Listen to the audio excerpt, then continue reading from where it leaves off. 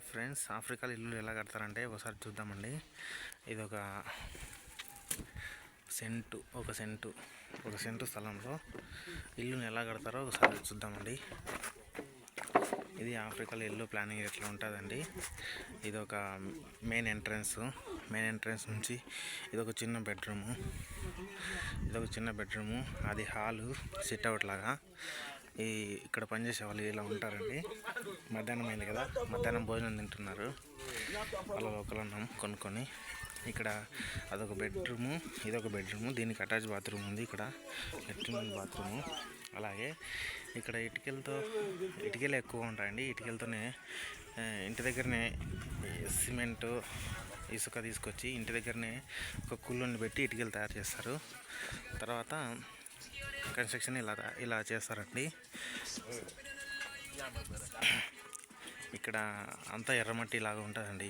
ఇసుక మాత్రం ఇలా ఉంటుందండి. సముద్రాలు ఉన్నా కానీ సముద్రం ఇసుక ఎక్కువ ఉపయోగించాం కదండి కట్టుకోవడానికి.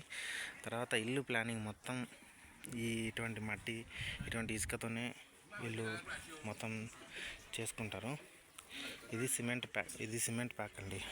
మామూలుగా అయితే సిమెంట్ ప్యాక్ అయిపోయినట్టు ఉంటుంది. సరే,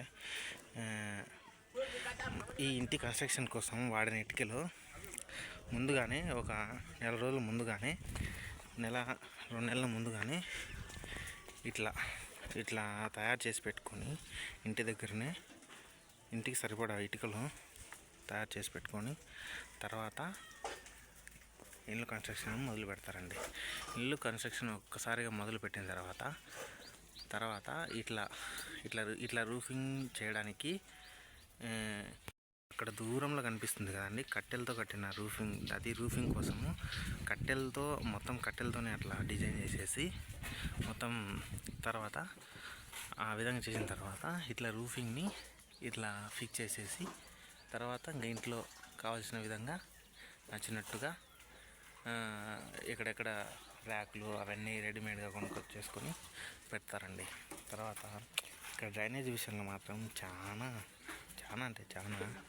చాలా ఇబ్బంది అండి. చేస్తారు, నీట్గా చేస్తారు. ఇట్లా చేస్తారు. కాలువలు మాత్రం సందుకి ఇట్లా కాలువలు ఉంటాయి రోడ్డుకి ఇరువైపులా. కానీ మొత్తం ఎక్కడ చూసినా మట్టి రోడ్లు. కానీ అంగళ్ళు మాత్రం సందుకి